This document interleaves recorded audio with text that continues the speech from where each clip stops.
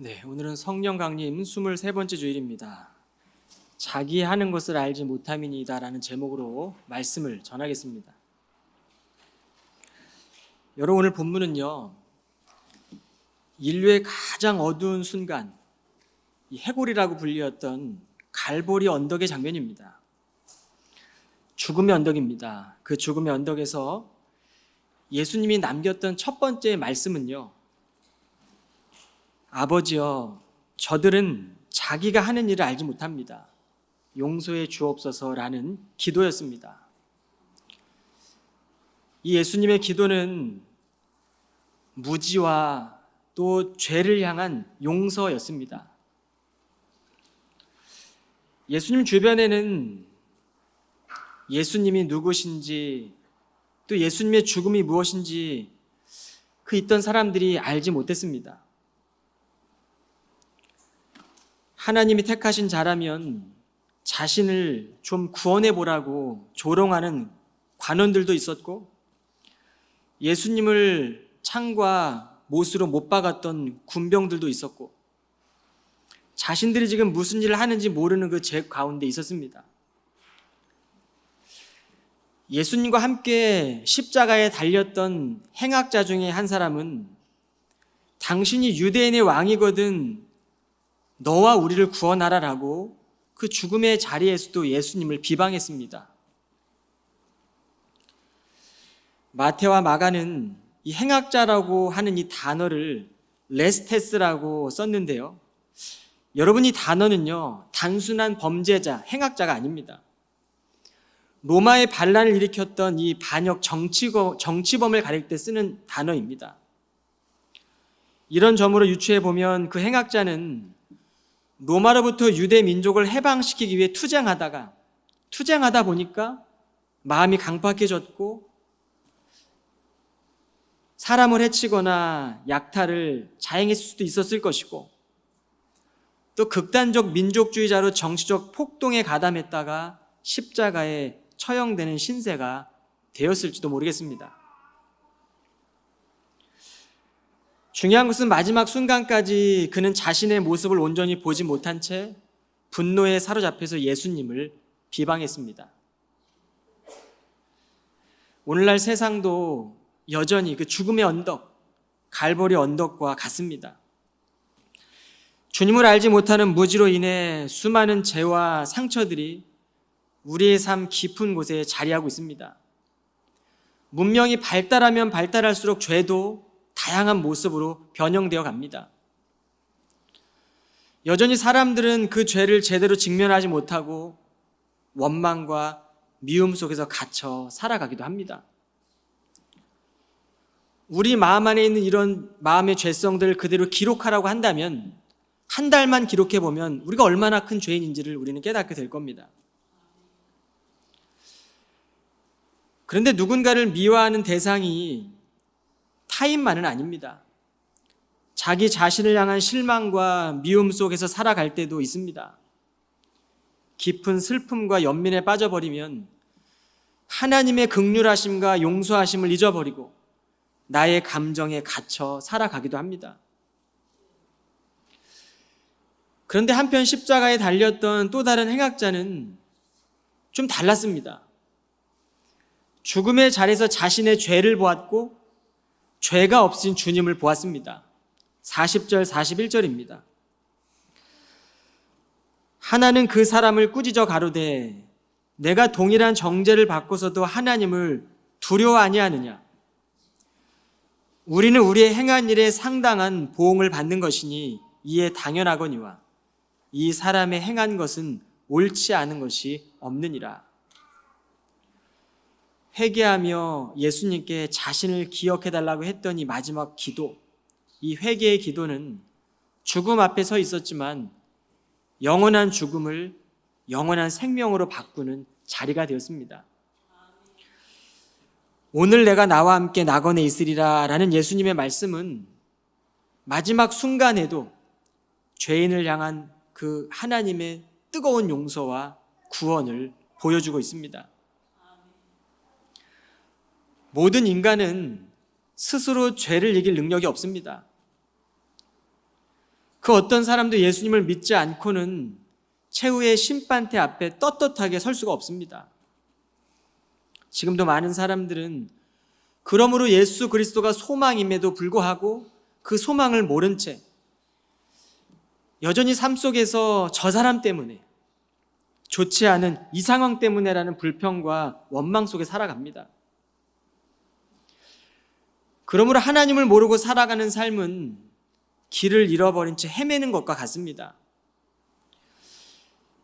예수님의 제자로 살았던 가룟 유다는 은 30냥으로 예수님을 팔지 않습니까? 팔고 나니까 죄책감이 옵니다. 죄책감으로 인해 예수님을 팔았던 돈을 다시 돌려달라고 요청했지만 결국에는 스스로 영원한 절망의 길을 선택합니다. 그가 만일 진심으로 회개하고 주님께로 돌아갔다면 그의 삶은 허무함으로 끝나지 않았을 것입니다.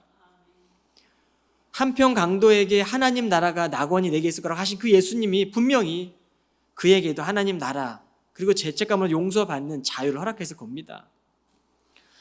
베드로의 삶을 통해서 우리는 하나님의 용서와 회복의 은혜를 볼 수 있습니다. 주님이 잡히시는 날 베드로는 주님을 따르겠다고 스스로 용감하게 선언했지만 정작 예수님이 십자가에 끌려갈 때에는 멀찌감치 따라갔습니다. 그리고 사람들 앞에서 한 여인이 저 사람도 예수님과 함께 있던 사람인 것 같다라고 얘기했을 때 그는 예수님을 모른다라고 부인합니다. 그리고 끝끝내 맹세하며 나는 저 사람을 모른다라고 부인했습니다. 여러분 얼마나 큰 상처와 슬픔과 실패감에 살았겠습니까? 주님께서는 십자가에서 인류의 죄값을 다 치르시고 부활의 몸으로 베드로를 다시 찾아가십니다. 그리고 물으십니다. 베드로야, 내가 나를 사랑하니? 그렇게 3번을 물으시고 베드로에게 있었던 그 상처와 아픔을 다 씻겨주셨습니다. 그때 베드로는 예수님께서 70번씩 7번을 용서하라고 하셨던 그 주님의 말씀이 내 힘으로 하는 것이 아니라 갚을 수 없었던 주님의 크신 사랑이었음을 깨달았을 것입니다. 주님은 베드로에게 내 양을 먹이라라는 사명을 주셨습니다. 여러분 그 사명의 근거에는 베드로의 힘이 아니라 하나님의 용서의 메시지가 들어있는 것이죠. 하나님의 본질적인 죄 용서가 없이는 인간은 다 죄 가운데 살아갑니다. 빚을 진 사람이 빚을 갚기 전까지는 자유로울 수가 없는 것과 같습니다. 한두 푼도 아니고 수천만 불의 빚을 졌다고 하는데 얼마나 우리의 삶이 불편하겠습니까? 여러분 예수님께 용서받은 사람의 삶이 어떤 모습이어야 하는지는 예수님께서 하신 불의한 종의 비유에서 분명히 드러납니다. 하나님 앞에서 구원받은 인간은 1만 달란트를 빚진 자였다가 다 탕감받은 사람들입니다. 왕은 1만 달란트 부채를 진 종의 빚을 다 탕감해 주었습니다. 본질적인 죄 용서함을 받은 것이죠. 그런데 가는 길에 자신에게 100데나리온의 빚을 진 그 사람을 보고는 빚을 갚지 못하는 그 사람을 감옥에 갇혀 있게 합니다. 여러분 이 종의 모습이 바로 우리들의 모습입니다. 본질적인 죄 용서함을 받은 사람임에도 불구하고 일상 속에서 만나는 관계 가운데 잘못을 용서하지 못하고 마땅히 용서함에도 불구하고 우리는 그렇게 살아가는 것이죠.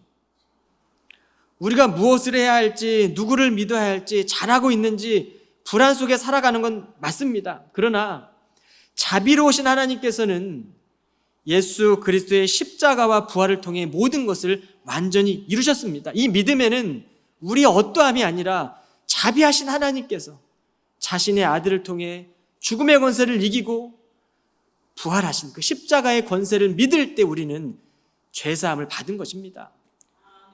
우리의 믿음의 확신이 아니라 하나님이 이루신 그 믿음의 대상을 우리는 바라보는 것이죠. 선하신 하나님을 바라봅시다. 그러므로 이제 우리의 기도는 주님, 저를 좀 불쌍히 여겨주십시오라고 시작해야 합니다. 하나님의 긍휼하심 없이 어떻게 우리가 하나님 앞에 나아갈 수 있으며 그 누가 온전히 살아갈 수가 있겠습니까?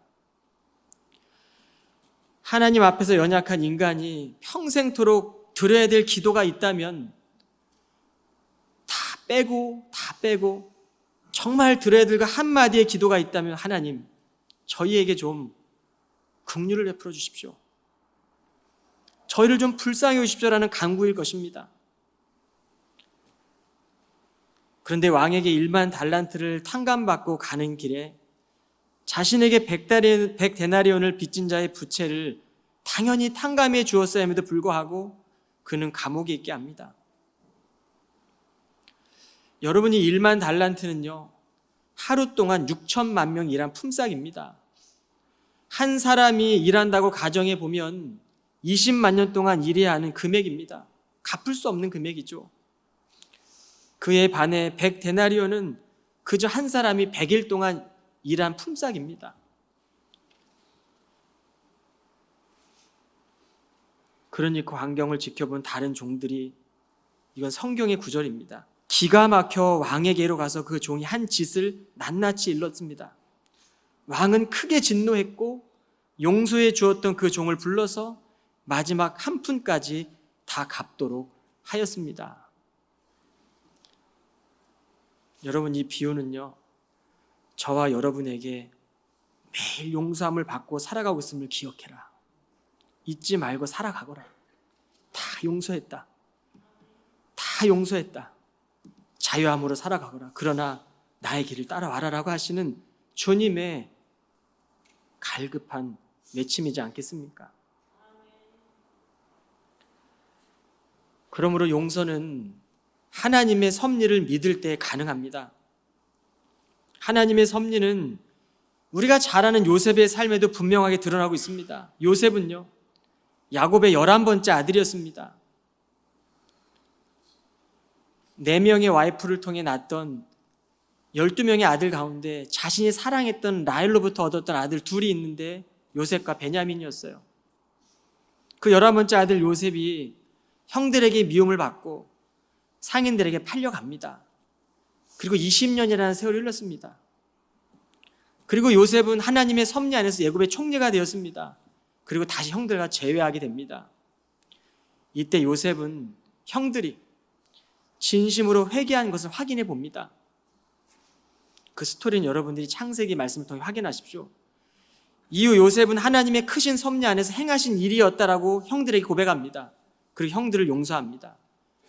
그리고 그 자리는 회복의 눈물의 자리가 되었습니다. 여러분, 용서는 하나님의 섭리를 신뢰하는 믿음에서 흘러나온 깊은 화였고 눈물이었습니다. 용서 가운데 그 자리는 하나님의 나라가 임했던 것입니다. 물론 살아가면서 이 용서는 결코 가볍거나 쉬운 것이 아닙니다. 그러나 진정한 용서 안에서 하나님의 회복과 은혜가 나타납니다. 서로를 폄하하고 미워하는 이 시대에 우리는 우리가 받은 예수님의 사랑으로 용서하며 살아가라는 사명을 받은 자들입니다. 주님은 말씀하십니다. 수고하고 무거운 짐진 자들아, 다 내게로 오라. 내가 너희를 쉬게 하리라. 내 멍에는 쉽고 내 짐은 가벼움이라. 무거운 짐을 지고 있는 우리에게 주님께서는 오라고 초대하셨고, 이제는 자기 십자가를 지고 걷는 우리들에게 그 멍에는 쉽다, 그 짐은 가볍다라고 말씀하십니다. 복음이죠. 복음이기 때문에 우리는 그 사명을 짊어질 수 있는 것입니다. 우리를 포기하지 않으시는 하나님의 그 끈질긴 사랑. 주님은 우리가 미움의 감옥에 갇혀있지 않도록 또다시 찾아와서 어둠에서 자유케 하십니다. 흔들리는 순간에도 그러므로 우리가 붙들어야 될 것이 있다면 나의 믿음이 아니라 복음의 본질이죠. 그리스도를 믿는 믿음입니다. 구약 성경에서 묘사하는 속죄 제사는요, 예수 그리스도를 예표합니다. 자기의 몸을 십자가의 제물로 드렸던 그 예수님을 예표하고 있는 사건들이죠. 어린 양의 제물을 피를 흘려서 각을 뜨고 가죽을 벗겨서 비참하게 죽어가는 그 어린 양을 보면서, 그 피 흘림을 보면서 구약의 사람들은 자신의 죄의 형벌을 깨달았습니다. 이처럼 그리스도 안에서 죄사함은 예수께서 흘리신 피를 통해 자신의 죄를 깨닫고 회개하고 믿을 때 죄사함을 얻는 것입니다. 그리스도의 피로, 그리스도의 죽음으로 우리의 양심이 아니라 우리의 깊은 곳에 있는 본성이 완전히 양심이 깨끗해지게 하신 겁니다. 거룩한 옷을 입혀주신 것이죠. 주의 신부가 되기 위함입니다. 그러므로 회개하고 믿을 때 묶여 있었던 죄책감으로부터 우리는 자유함을 얻게 됩니다. 예수님이 십자가를 지시기 이전 시대에는요, 그 사회적인 규칙과 율법이 있었는데 눈에는 눈, 이에는 이라는 그 인간 사회의 규칙이 있었습니다. 그런데 십자가 이후 시대를 살아가는 우리에게 주신 주님의 새 계명은 성도가 따라가야 될 계명입니다. 마태복음 5장 38절로 42절에 보면 또 모세의 율법에는 눈에는 눈으로 이에는 이로라고 쓰여 있습니다. 그러나 나는 여러분에게 말합니다. 똑같이 안가품하려고 하지 마십시오. 만일 당신의 한쪽 뺨을 때리는 사람이 있거든 당신의 다른 쪽 뺨도 대주십시오. 속옷을 달라고 하는 사람이 있거든 겉옷까지도 벗어주십시오. 누가 당신더러 억지로 오리를 같이 가자고 하거든 기꺼이 심리라도 같이 가주십시오. 당신에게 달라는 사람에게는 주고 당신에게 꾸려고 하는 사람에게 등을 돌리지 마십시오. 이게 바로 새 계명이죠. 엘리자베스 엘리엇은 남편 짐 엘리엇과 함께 에콰도르에 있는 인디안 지역에 선교를 들어갑니다. 그런데 선교를 들어갔는데 이 남편이 인디언들에 의해서 순교하게 됩니다. 그 이후 아내는 절망과 슬픔 가운데 빠졌습니다. 그리고 2년 뒤에 그녀는 하나님의 인도하심 속에서 딸과 함께 남편을 잃었던 그곳으로 에콰도르로 다시 들어갑니다. 상상할 수도 없고 이해할 수도 없는 그 고통 앞에서도 하나님은 그녀의 삶을 붙들어 주셨습니다. 엘리자베스 엘리엇은 선교 사역을 하며 눈코 뜰 새 없이 바빠서 주저앉아 신세한탄할 시간도 없었다. 나를 죽이려는 것들이 희미하게 남아 선물로 보이기 시작했다라고 고백했습니다. 그녀는 절망 때문에 하나님을 외면한 것이 아니라 하나님 안에 붙들린 삶이었습니다. 엘리자베스 엘리엇은 16살 때부터 일기를 써서 자신의 삶을 기록해 두었는데 그 일기의 고백을 보면 분주하고 지친 삶, 하나님의 뜻을 찾지 못하고 낙심하는 삶의 그 순간에 그녀는 하나님으로 충분합니다. 하나님의 인도하심을 구한다라고 기도의 글을 쓰고 있더라고요. 일부만 같이 한번 보겠습니다.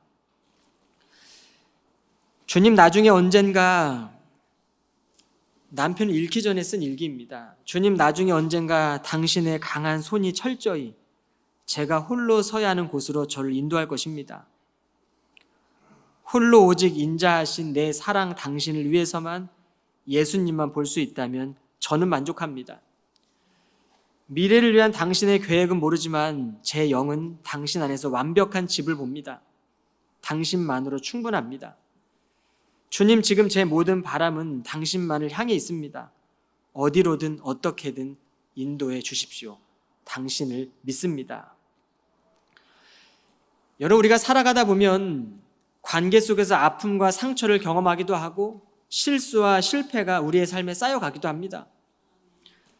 때로는 숨겨진 내 안의 연약함을 드러내는 것조차 어려워 혼자 외롭게 애쓰기도 합니다. 서로를 불쌍히 여기며 살아가야 함에도 불구하고 하나님의 자비의 마음을 잃어버린 채 주저하며 망설일 때도 있습니다. 그런데 우리는 용서 없이는 온전한 하나님의 사랑을 경험할 수 없었던 존재입니다. 아무리 깊은 아픔과 실패라도 하나님께서 주신 이 용서함의 은혜는 우리의 삶을 언제나 회복시키는 능력이 됩니다. 때로 우리가 험한 인생을 살아가다 보면 생존을 위해서 살아가다 보니까 내 삶이 러프해지고 내 말과 행동에 거침이 있을 수 있지만 고통 가운데서도 하나님의 이 믿음과 사랑을 발견하고 믿음이 깊어진 삶에는 하나님의 사랑, 그 용서의 성품이 세월이 흘러갈수록 빛을 발하게 되는 것입니다. 그러므로 고통의 쓴맛을 아는 사람은 고통 속에 있는 이들을 진심으로 끌어안을 수 있습니다. 우리는 하나님께서 용서해 주시지 않으면 살아갈 수 없었던 연약한 존재였습니다. 그렇다면 하나님, 이 시간 저희를 용서해 주셔서 감사합니다. 나를 용서해 주셔서 감사합니다. 그런데 하나님, 여전히 지금도 용서받아야 함을 인정합니다. 그리고 주님을 기억합니다. 그 용서함을 구하는 삶을 살겠습니다. 이 하나님의 크신 손에 붙들릴 때 우리는 오늘 예수님께서 하셨던 그 말씀, 오늘 내가 나와 함께 낙원에 있으리라. 여러분, 이 말씀은요, 저와 여러분에게 주신 하나님의 약속입니다. 하나님의 자녀들이 세상 속에서 살아가야 하는 그 삶은 때론 힘들기도 하고, 때론 어렵기도 하고, 때론 우리의 감정에 갇히기도 하고, 말 못할 오해, 아픔 속에서 고민하며 주저할 때가 있을 겁니다. 그러나 여러분, 하나님의 사랑을 의지하십시오. 그리고 그 은혜의 빚을 나누는 삶을 살아가십시오. 후회 없이 부르신 자리에서 사랑을 선택하십시오. 지저스 캘린더로 보면 이제 다음 주 추수감사주를 지나면 대강절기가 시작됩니다. 그러면 이제 다음 주일이 마지막 한 해를 마감하고 대강절기를 시작하는 12월 첫 주부터는 새해입니다. 이게 바로 지저스 캘린더예요. 그러면 우리는 새해가 오기 전에 새해를 준비하는 삶을 살아갈 수가 있는 것이죠. 여러분, 한 주간도 살아가시면서 한 해를 정리하시고 부르심의 자리에서 하나님의 용서함 받은 그 복음을 전하는 삶을 살아내시기를 주님의 이름으로 축원합니다. 기도하겠습니다. 자비로우신 하나님, 십자가에서 죄인들을 용서해 주시고 주의 은혜 앞에 서게 하시니 감사드립니다. 마음 안에 끊임없이 죄가 넘쳐날 때마다 구원의 의로 덮어주시고 매일 거룩한 옷을 입고 아침을 맞이하기 원합니다. 그 옷을 입고 일터로 나가기를 원합니다. 그 옷을 입고 관계 안에서 용서하기를 원합니다. 마지막 순간에도 그 옷이 우리의 수의가 되길 원합니다. 날마다 크고 흰 보좌 앞에 선 마음으로 살아가게 하여 주옵소서. 예수 그리스도 이름으로 기도하옵나이다. 아멘.